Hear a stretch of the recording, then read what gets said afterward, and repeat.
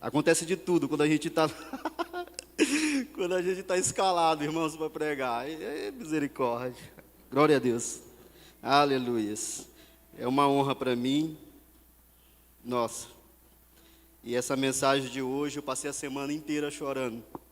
Cada vez que Deus foi me revelando e eu chorava, a minha esposa, quem tu está chorando? Tu está chorando até agora, tu tá, para. E eu não sei como é que eu carrego, como entregar uma mensagem assim. Amém? O tema da mensagem é prontos para voltar. 1 Coríntios capítulo 2, vamos começar? Você está pronto? Você está pronto? Aperte os cintos. Nós vamos viajar pelo mundo espiritual através da palavra de Deus, de forma sobrenatural. Essa mensagem Deus está abrindo o coração. 1 Coríntios capítulo 2, versículo 6 em diante. Diz assim: entretanto, falamos de sabedoria entre os maduros. Quem é maduro aqui?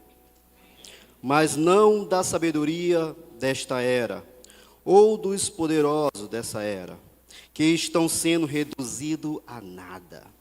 Pelo contrário, falamos da sabedoria de Deus, do mistério que estava oculto, o qual Deus proordenou antes dos princípios da eras, para a nossa glória.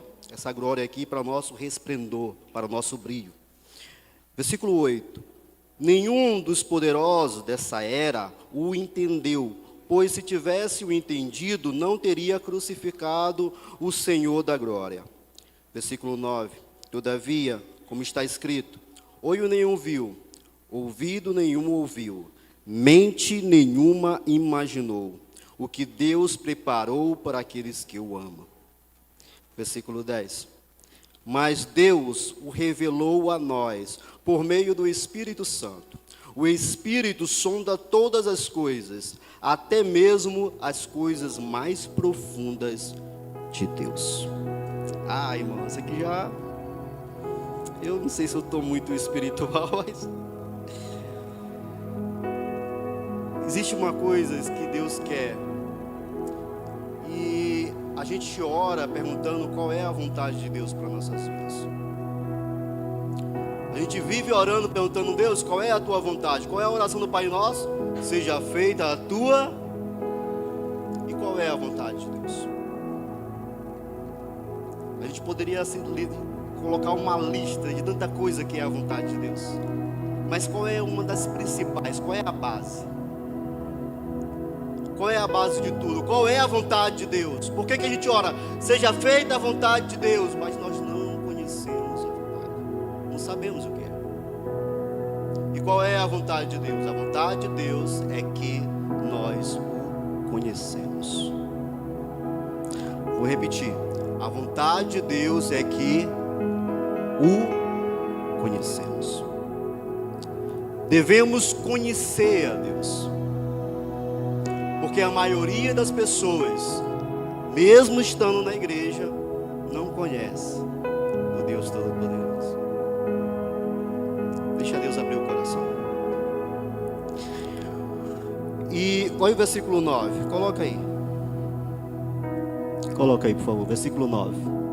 Todavia, como está escrito, nenhum olho viu, nenhum ouvido ouviu, e o coração nenhum concebeu o que Deus preparou para aqueles que os amam. Agora eu pergunto para vocês, o que Deus preparou? O que Deus preparou para aqueles que eu amo? Quem são aqueles que eu amo? O que Jesus disse? Aqueles que guardam a minha palavra, esses são os que...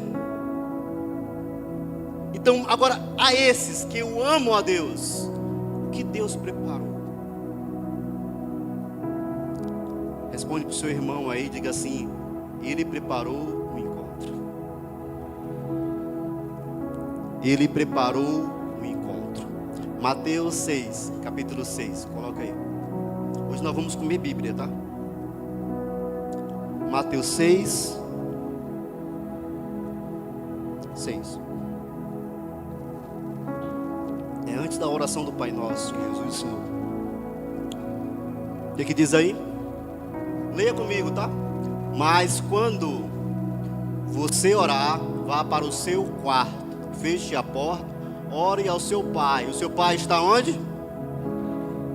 Em secreto. O que é o secreto, irmãos? Secreto é o sobrenatural de Deus, é o mundo espiritual. A palavra diz, acho que é João que fala, que aqueles que buscam a Deus, importa que buscam em espírito, porque Deus é espírito. Então tem que buscar em espírito e em... Vocês são bons, hein?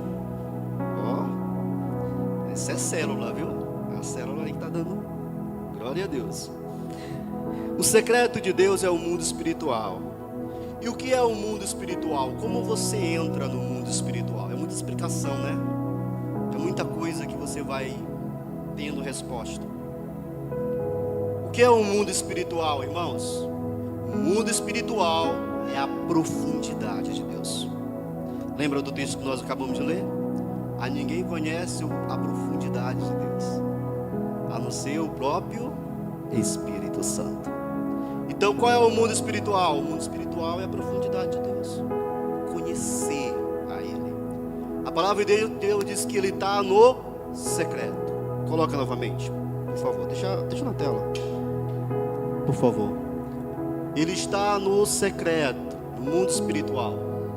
Precisamos mergulhar em Deus, mergulhar nele, na profundidade de Deus, para encontrá-lo. Então o Pai que o vê em secreto recompensará. Qual é a maior recompensa de Deus? Diga aí para o seu irmão, é a graça. A graça de Deus é o próprio Jesus. Sim ou não? É a recompensa. E Ele colocará a graça. Aquele que mergulha em Deus, que tem um encontro com Deus, Ele recompensa com graça, irmão. É a graça de Deus. É a profundidade. Amém? Glória a Deus, Ele recompensará. Podemos mergulhar em Deus de duas formas. Na verdade, podemos conhecer a Deus de duas formas. Temos duas formas de pessoas que conhecem a Deus: de forma superficial e de forma profunda. Existem dois tipos de crente: que conhece a Deus de forma profunda e o outro que conhece superficialmente, de forma até natural, superficial. Como é que eu sei que eu estou tendo, que a minha forma de adorar a Deus, a minha forma de conhecer a Deus é superficial? Você quer saber? Sim ou não? Vem no próximo culto que eu conto. Pela forma que você se relaciona com Deus. Pela forma que como você se relaciona com Deus, mostra se você está tendo um relacionamento de forma superficial ou um relacionamento de forma profunda. É isso. E o que Deus quer? Que você o conheça de forma superficial? Sim ou não? De forma profunda. Que você conheça e prossiga em conhecer. Essa é a vontade de Deus. E como é que eu sei que eu estou vivendo uma vida superficial? Irmãos, crente que não ora, crente que não medita na palavra e crente que não se arrepende é superficial. Vou repetir: crente que não ora, crente que não medita na palavra, crente que não se quebranta, ou seja, não se arrepende, é superficial. Desculpa, você está sendo parcial demais, superficial demais. Você não consegue graça sendo superficial. Você consegue a graça de Deus mergulhando profundamente. Amém?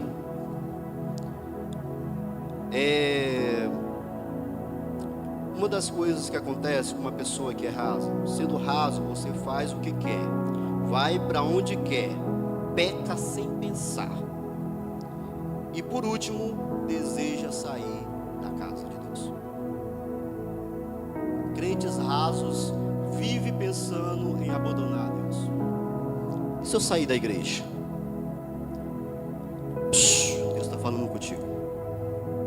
Todas as vezes que tu pensa em deixar a igreja, todas as vezes que tu pensa em sair da igreja, sabe por que você pensa isso? Porque você é superficial. O teu relacionamento com Deus, sabe, é muito superficial. Quando é como você estiver numa praia. Imagine você numa praia, e aí na praia você está pelo raso. Você faz o que quer, você vai para onde quer, peca sem pensar. Quando pensou que não, já caí, já fiz, já foi. Você não pensa antes das consequências. Você simplesmente vai lá e peca sem pensar. Aí o que acontece quando uma pessoa que está na praia e ela vai para o fundo? São as ondas que levam.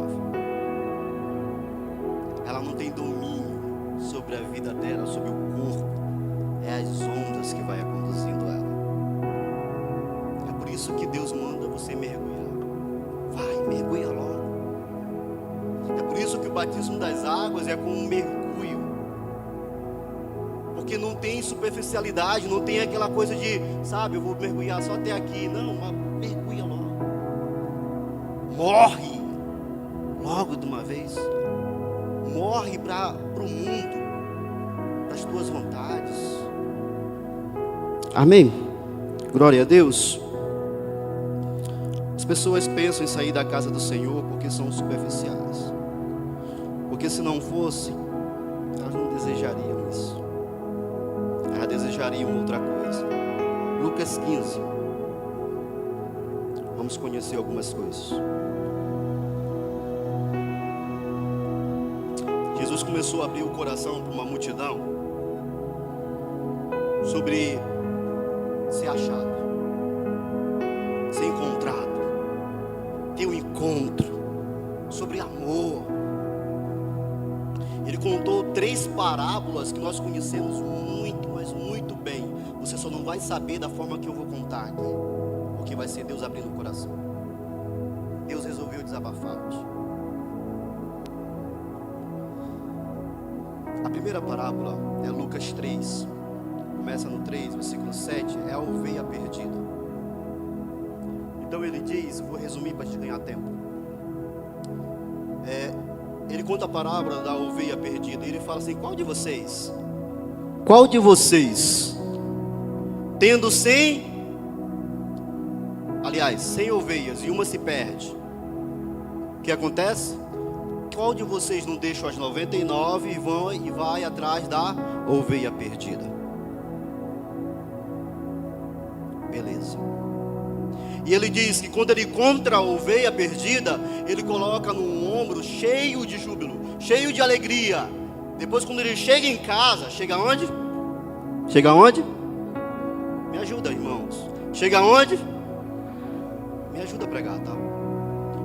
Assim você não deixa o teu irmão dormir também. Ele chega em casa e ele convida os amigos. Ele convida quem? Os amigos mais próximos. Para quê? Para se alegrar com ele.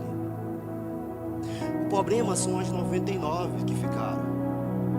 Porque talvez as 99 não precisam de arrependimento. E aqui está um problema muito sério. Vamos lá, ler lá. Versículo 7. Coloca aí.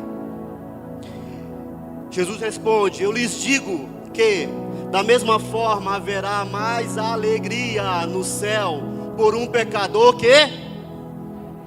do que por 99 que se acham justos. 99 justos que não precisam de arrependimento, querido. Se você não é a ovelha perdida, porque a ovelha perdida são aquelas pessoas que nem sequer conhecem o caminho de casa, que nem sequer conheceram a Deus, que nem sequer entenderam ainda o propósito de Deus. Elas foram encontradas por Cristo. Agora as 99 que são justas, Deus está dizendo, não haverá alegria por elas, se elas não se arrependerem também.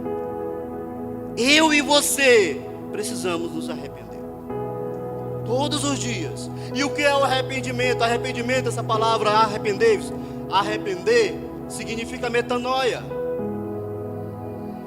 A metanoia, o que é metanoia, irmãos? Metanoia não é só parar de pecar, é nunca mais voltar ao pecado.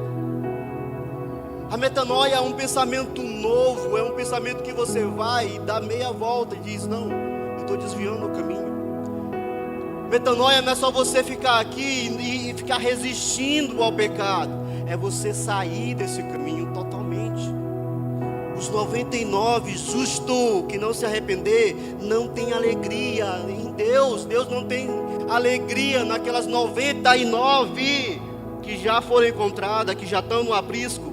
Se elas não se arrependerem todos os dias, não se quebrar todos os dias, Deus não tem alegria. Mas se as 99 se arrepender e começar a buscar a Deus, mergulhando nele profundamente, Deus está dizendo, haverá alegria por essas 99. Falando de 99, ele continua numa outra parábola. E ele fala sobre a parábola da dracma perdida. Aquela que se perdeu na casa. Aquela que se perdeu aonde? Como que uma pessoa se perde frequentando célula, vindo nos cultos aos domingos, vindo na oração até? Como que as pessoas se perdem?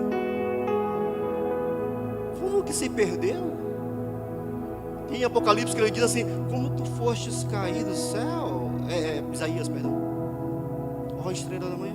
Sabe? É uma pergunta, como tu caiu? Conhecendo a Deus. Como você se perde conhecendo a Deus? Versículo 10. Mostra pra gente. Eu estou em Lucas, tá? Lucas 15, versículo 10. Eu digo que da mesma forma lá, lembra? Ele continua dizendo, da mesma forma, a alegria, o quê? Na presença de Deus por um pecador que? Pecador? Mas ele não está na casa? A dracma não está na casa? Ele está dizendo, mas aquele que se quebranta, aquele que se arrepende, aquele que mergulha em Deus, aquele que chora diante de Deus, aquele que clama, aquele que pede, aquele que tem sede e fome, é como se ele for achado de Deus. Aquele crente fervoroso que está há muito tempo na igreja, sabe, mas que está perdido, está indo numa vida superficial demais.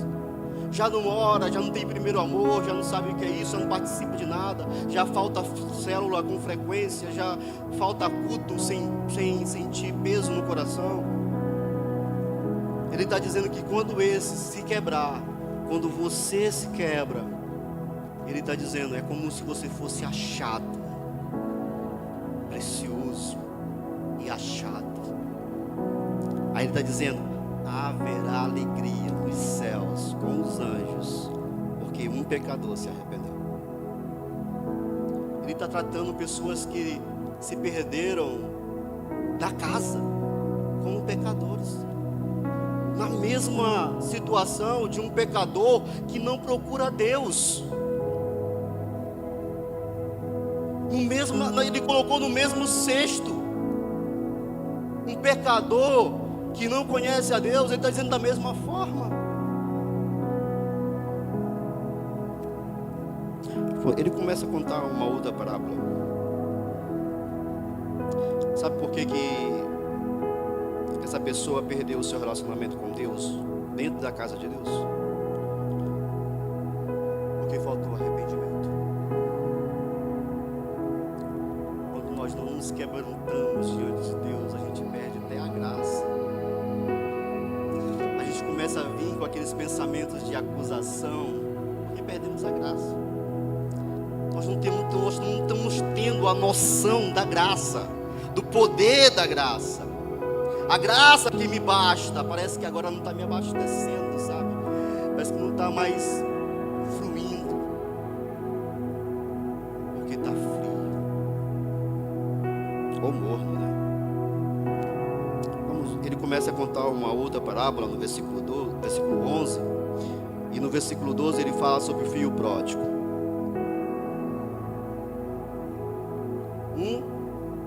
A ovelha perdida são aqueles que nem se conhecem o caminho de casa. Aqueles da Dáquima são aqueles que se perderam na casa, e agora tem um filho que saiu de casa. Vamos lá, versículo 12. O que diz aí? Vamos lá para o versículo 12 para ganhar tempo. O mais novo disse a seu pai: Pai, quero a minha parte da herança. Minha parte da herança. Assim, o pai repartiu a propriedade entre... Repete esse versículo aqui, bem aqui. Assim, o pai repartiu entre quem? Entre quem? Entre mim e você. Entre eles. Ou seja, o que ele deu para um, ele deu para o outro. A mesma medida. Ele repartiu no meio.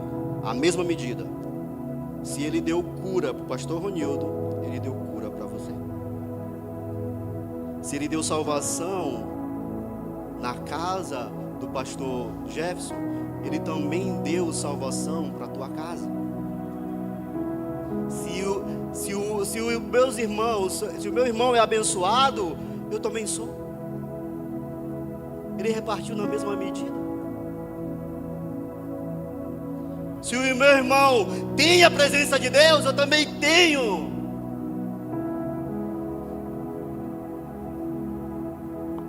Ele repartiu entre eles e foi dado tudo à mesma medida. Versículo 13, ao versículo 16. Vamos avançar. Versículo 13. Não muito tempo depois, o filho mais novo reuniu tudo o que tinha. Tempo depois, tá? Foi para uma região distante e lá desperdiçou seus bens e vivendo de forma desenfreadamente. Continua. Depois de ter gastado tudo, houve uma grande fome em toda a terra. Irmão, ele está passando necessidade, não é porque só ele gastou tudo não, tá? Porque houve uma grande fome, ou seja, problemas vêm sobre todos. E ele começou a passar necessidade. Vamos lá. Por isso, foi empregar-se com um homem, um dos cidadãos da região em que mandou para o seu campo, a fim de cuidar dos porcos. Continua. Ele desejava se alimentasse das vagens. Essa palavra aqui é bem difícil para mim, viu? A língua não vai, vou pular. Que os porcos comiam as vagens, bolotas, né? Como diz outra tradução, lembrei de outra tradução que diz bolotas. Comiam, mas ninguém lhe dava. Ninguém dava. Irmãos, eu não sei se ele comeu a bolota dos porcos, as vagens, mas a Bíblia diz que ele desejava. Espiritualmente falando. Sabe por quê? Que ele estava naquele ambiente de lamaçal, naquele ambiente que desejava até a comida dos porcos. Sabe por que ele estava naquele tipo de ambiente? Por causa dos seus pensamentos impuros dentro da casa do Pai, da casa limpa do Pai. Ele estava dentro de uma casa limpa, maravilhosa, mas lá na casa do Pai ele tinha pensamentos de gastar tudo, de viver, aproveitar a vida. E aí sim ele é levado para um ambiente ao qual os pensamentos dele o conduziam. Acontece muito isso. As pessoas vão tendo os pensamentos impuros e vai alimentando isso. Vão pensar que não, está vivendo tudo isso. O problema é que ele acha que não é, que a impureza não é pecado ou é nada a ver. Mas na verdade você é a consequência Os pensamentos impuros trazem consequência. Te levam para um ambiente de morte. Um ambiente onde você quebra a aliança. E qual é a vontade de Deus? É que você esteja pronto para voltar. Amém? O verdadeiro motivo... Vamos para o versículo 20, perdão. Do 20 ao 23. A seguir, levantou-se e foi para o seu. Ele ainda estava longe quando o pai o viu. Ele estava onde, irmãos? Grava isso que você vai entender essa questão de estar longe.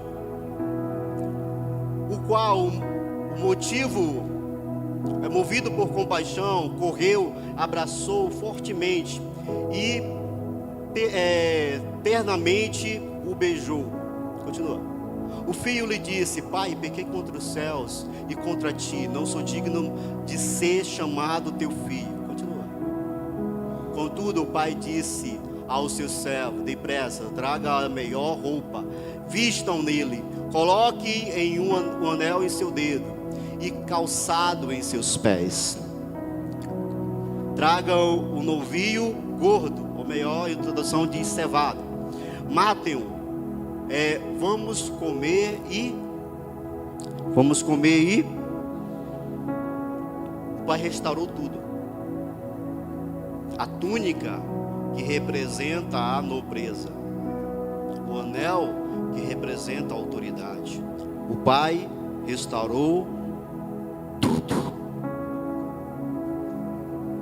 Quem precisa ser restaurado? Quem precisa de uma restauração imediata? Quem precisa conhecer mais a Deus, mergulhar mais em Deus, se quebrar mais para Deus? Ele está dizendo: eu restauro tudo. A pior coisa é um altar rachado, irmãos, sem sacrifício de louvor, sem adoração, sem oração, sem súplica, sem quebrantamento. Ele restaurou tudo. As razões, porque tem uma coisa que eu gosto muito, é a razão pelo qual o pai se mobilizou. Todo mundo. Ele mobilizou uma cidade inteira, amigos, servos, porque o seu filho retornou. E qual foi a razão? Porque o seu filho se arrependeu. Amém? O filho se arrependeu e Deus,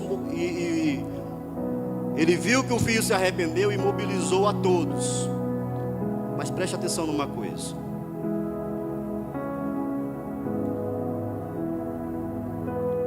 Deus restaurou tudo depois que ele se arrependeu. Ele volta, mas ele respeita, pastor Ronildo, a nobreza do pai. Ele não traz o seu modo de vida, da forma como ele vivia antes, para viver da mesma forma na casa do pai. A forma como ele vivia antes e os pensamentos impuros que ele tinha antes e a forma de gastar tudo com mulheres ou com qualquer outra coisa, antes ele volta, mas ele não traz esse mesmo estilo de vida, respeitando a nobreza do pai. E o pai, ele não faz uma festa, tipo uma festa imoral, uma festa mundana, na casa, para atrair os filhos pródigos. Tu viu o pai fazendo alguma festa para atrair o filho de volta? Ah, o meu filho, ele vive dissolutamente, ele vive ali daquele estilo de vida dele ali. Eu vou criar uma festa parecida com o estilo de vida para ver se ele vem. O que acontece nos dias de hoje, principalmente em certas modernidades de igreja, é que eles acabam criando festas mundanas e acabam a querer dizer que vai atrair o pecador. Na verdade, eles estão invocando demônios, estão celebrando demônios. Qual é a festa do Pai? Qual é a festa que faz? Qual é o o ato de alegria, de júbilo, de festa de Deus? Quando um se arrepende. Uma igreja como essa, a Igreja Vida, no culto de domingo, a gente vê pessoas aceitando a Jesus, pessoas desejando viver para Cristo, pessoas se quebrando, conhecendo o Espírito Santo. Só que, pastor, eu não consigo, me quebrar, eu não consigo chorar diante de Deus. Para ir, vai no encontro com Deus, faz sua inscrição. Pastor, quando é que vai ter? Para isso existe o encontro com Deus, porque geralmente no encontro com Deus, irmãos, é como uma barreira se quebrando, é como uma pedra se despedaçando, porque realmente você tem um encontro. Peça ajuda. O que você não pode é deixar de conhecer a Deus e se entregar mais ainda a Deus. Não pensa porque você tem 10 anos de crente, você não precisa de quebrantamento. Eu te digo, você precisa mais do que aqueles que ainda não conheceram. Você precisa chorar. Deus fala no meu coração que Ele tem visto há muito tempo atrás jovens que choravam diante dEle. Jovens que quando colocava um hino e aquele hino vinha, parece que a presença de Deus vinha, parece que derribava ele por dentro. Tem muitas vezes que a gente falta chorar, irmãos. O amor de Deus é porque Ele está dizendo: eu quero vir ao encontro, e eu não acho quem vem, quem volta. Eu tenho uma festa preparada, eu preparei um novinho cevado, gordo, ele já está beleza, entendeu? Já está tudo pronto, já está gordo, já está cevado. Todos os dias eu venho esperando este encontro, mas eu não encontro. Todas as vezes eu vejo querendo ver um avivamento, fazer algo que eu nunca fiz antes, mas eu preciso de um coração disposto. Onde está aqueles que buscam a Deus em espírito e em verdade? Onde estão aqueles que têm sede e fome de justiça? Eu quero um encontro. Eu quero vir, eu quero restaurar tudo. Eu restauro tudo e faço de novo, se for preciso. Entenda que o que Deus quer contigo não é algo pequeno, é algo grande. Não é à toa, irmão. É inacreditável que um Deus grande faça coisas pequenas. Espere coisas grandes de um Deus grande.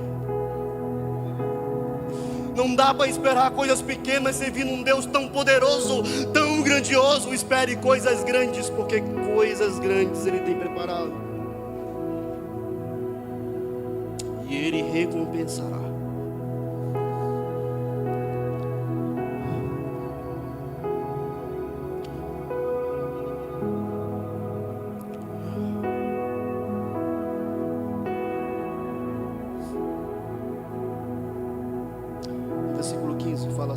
Versículo 25, fala do filho mais velho. Bota aí versículo 25. Deixa eu correr aqui com o tempo. Tenho tempo ainda, vai. Enquanto isso, o filho mais velho, primogênito, estava no campo. Ele estava onde? Sabia que ele estava mais ou menos na mesma distância que o filho mais novo estava quando avistou o pai? Distante. Por isso que eu falei para você guardar aquele distante. Ele estava no campo. Quando se aproximou da casa, ouviu músicas e danças. Então chamou um dos servos e perguntou o que está acontecendo. Este respondeu: o seu irmão voltou e o seu pai matou o novilho gordo, porque ele recebeu de volta são e salvo. O filho primogênito encheu de ira e não quis entrar. Então o pai saiu e insistiu com ele. Porém ele respondeu a seu pai: olha, todos esses anos eu tenho te servido. Nunca desobedeci às tuas ordens. Entretanto, tu nunca me deste nenhum cabrito para festejar os meus amigos. Continua. E quando, porém, volta para casa esse teu Pode contar, você percebeu que ele se desconectou da sua família quando ele falou, esse teu filho? Não é, meu irmão? É teu filho. Não pertence sabe, ele é de outra igreja. Ele se desconectou do corpo de Cristo. Ele se desconectou da família de Deus quando ele disse, é só teu filho. E eu sou o quê? Não sei. Se ele é teu filho, então tu não é meu pai. Sim ou não? Se é só filho dele, então ele não é meu pai. Ele altamente cortou a ligação. Mas sabe o que Deus quer? Deus quer que eu e você participem da festa de todos os nossos irmãos que estão vindo para Cristo. Que você participe da festa. Que você entre. E ele explica, se o problema de tu se envolver numa célula, se o problema de tu se envolver com Deus, se o problema de tu se envolver na casa é por causa de teus irmãos, para com isso. Entra.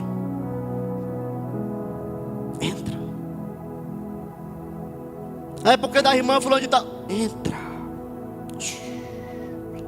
Só entra. Participa. Seja participante.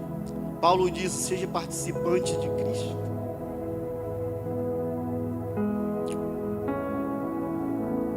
O Pai veio presente em duas ocasiões. A presença de Deus se fez presente em duas ocasiões nesse texto. A primeira, para receber um filho que voltou, e a outra, para corrigir um filho mais velho. Na presença do Pai, Ele sabe a quem deve perdoar e a quem deve corrigir. Na presença de Deus, Ele mesmo sabe a quem Ele deve perdoar e a quem Ele deve corrigir. Ele vem nessas duas ocasiões. Para a gente fechar. A restauração de um não tirou e nem diminuiu em nada a posição e a autoridade do outro. A liberdade, a verdadeira liberdade está no conhecer o amor e a graça e a comunhão. Ele quer que sejamos parte de tudo o que o Pai faz. Nós precisamos fazer parte de tudo que Ele faz, inclusive da restauração dos nossos irmãos quando voltarem. Deus deseja que voltamos. Lembra lá de Marcos? Quando Marcos conta sobre o demônio de Gadara. Vou falar ex-demônio de Gadara. Quando ele foi restaurado, para onde que Jesus mandou ele? Para ele voltar para que ele voltasse para casa. Deus deseja que você volte para casa. E o que ele faz? Ele faz um convite.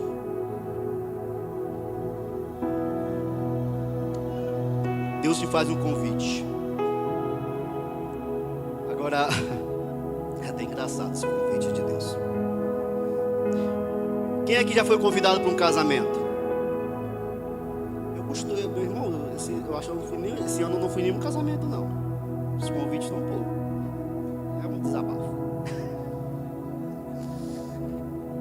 Quase que já foi convidado para um casamento. Agora imagine, irmão, o senhor sendo convidado para o casamento do seu melhor amigo. E ele dizer lá, João, eu estou te convidando para o meu casamento. Detalhe, a esposa se chama Gomer. Peraí, aí tu vai lembrar, peraí, Gomer? Já vi isso não?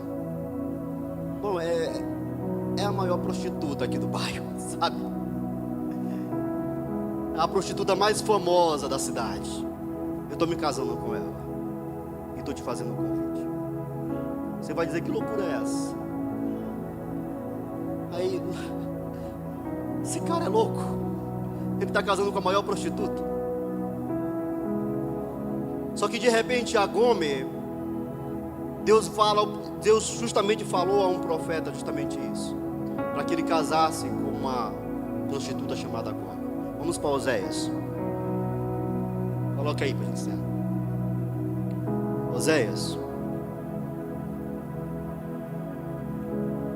Por isso ele diz: casou com Gomer, filha de Diblaim, que ficou grávida e lhe deu um filho.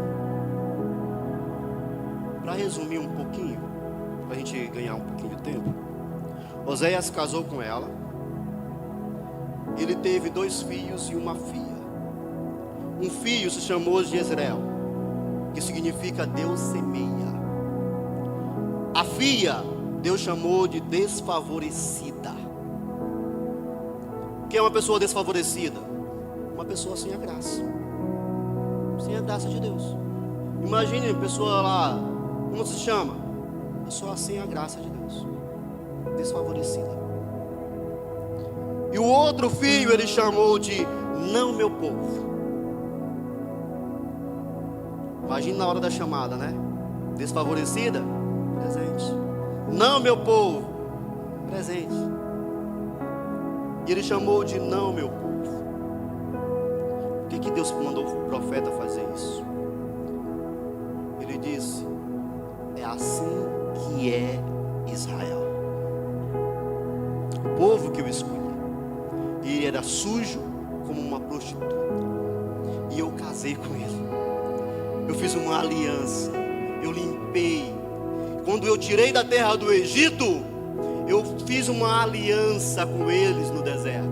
Eu achei eles no deserto como sem ovelhas, como sem pastor, entendeu? E aí eu fiz uma aliança com eles. Eu casei com eles. E eles, quando entraram na terra prometida, eles se prostituíram. Porque sabe o que Gomer fez? Depois que ela casou e teve filhos, ela voltou de novo o prostíbulo. E Deus disse: assim como ela voltou, vocês também voltaram. Voltaram a se prostituir. Quebraram a minha aliança. Destruíram aquilo que eu construí junto com vocês. Aí sabe o que Deus fala? Oséias, volta lá no prostíbulo e resgata ela de novo. Paga tudo o que ela deve. Tudo. Traz ela de volta. E diz que você a ama e que você espera.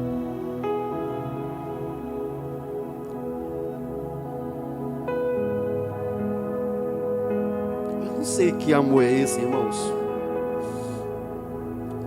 E aí ele volta. Versículo, capítulo 2, versículo 6. Olha o que Gomer disse: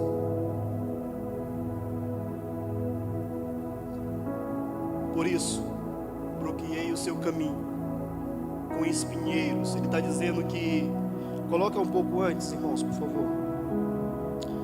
Versículo 4. A mãe deles não tratarei com compaixão os seus filhos, porque são filhos de prostituição. A mãe deles se prostituiu e engravidou deles, e está coberta de vergonha, pois ela disse: eu irei atrás dos meus que me dão comida, água, lã, linho, azeite e bebida. Eu vou voltar para o mundo, porque no mundo parece que tem tudo, né? É verdade. A Gomer falou assim: não, eu vou voltar para o Chile, eu vou voltar para o mundo. É justamente o tipo de pensamento de pessoas frias com Deus, frias em um relacionamento com Deus tem. Eu vou voltar para o mundo. Eu vou voltar para a cerveja, eu vou voltar para o cigarro, eu vou voltar para a bebida, eu vou voltar para a prostituição, sabe? Porque, sabe, quando eu estava lá no mundo, eu tinha tudo. Eu tinha o quê? Os amantes davam tudo: comida, água, lã, linho, azeite e bebida. Mas olha o versículo 8, leia o versículo 8. Coloca aí, irmão. ela não reconheceu que fui eu quem deu trigo e vinho e azeite, quem lhe multiplicou a prata e o ouro, e que depois usaram para Baal. Ela não percebeu que quem foi que deu tudo fui eu. Mesmo ela estando no mundo, quem estava dando tudo era eu. E ela usou todo o dinheiro para outros deuses. Quem são os outros deuses? Deuses da bebida, deuses, sabe, dos vícios, deuses da prostituição, espíritos. Ela não percebeu que fui eu que dei tudo.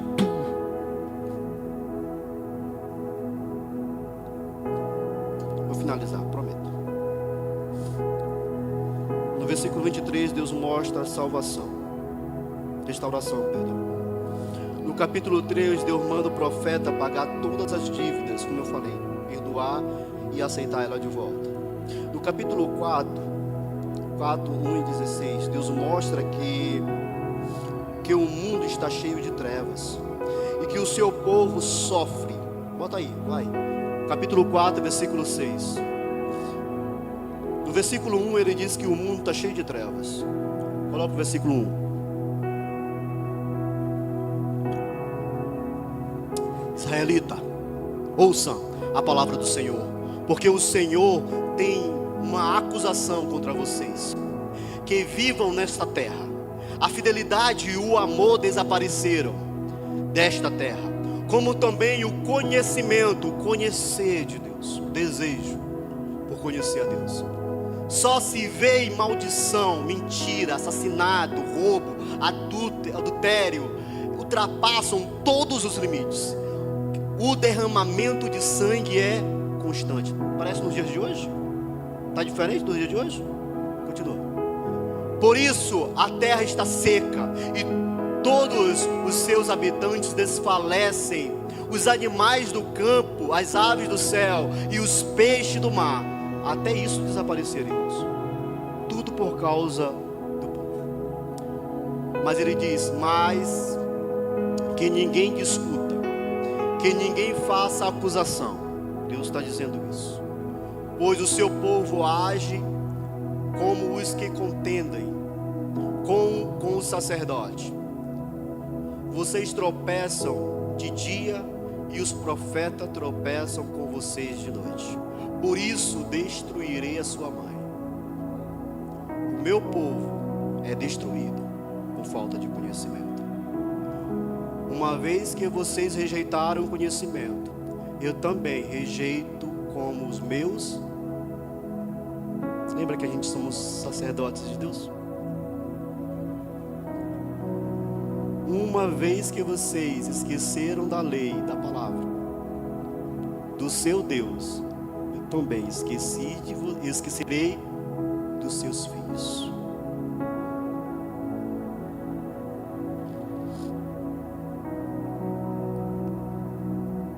Eu não sei o que você vai fazer depois desse culto.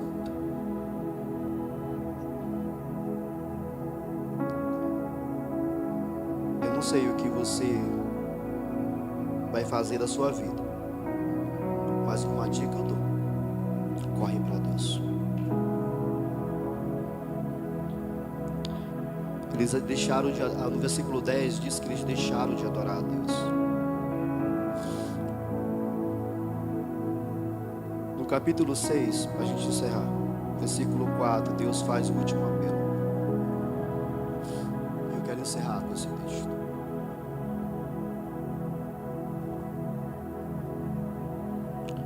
Aleluia. Capítulo 6, versículo 4 diz: o que posso fazer com vocês, Israel, Efraim? O que posso fazer com você, Judá? O seu amor é como uma neblina da manhã, como o primeiro orvalho que vem e evapora. Por isso eu despedaçarei por meio dos meus profetas. Eu os matei com as palavras da minha boca. meu juízo sairá como alvorada. Continua. Pois desejo misericórdia, não sacrifício. Conhecer a Deus, o conhecimento de Deus, em vez de... O que eu desejo é que pessoas tenham esse desejo de conhecer a Deus. Continua.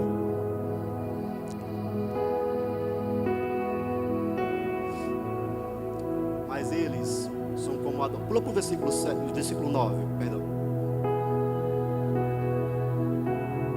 Como assaltantes de emboscada à espera de alguém. Assim fizeram os bandos de sacerdotes. Eles assassinaram na estrada de Sinque. Sim, executaram planos perversos. Deixa eu botar aqui capítulo 14, para a gente fechar. 1 e 2.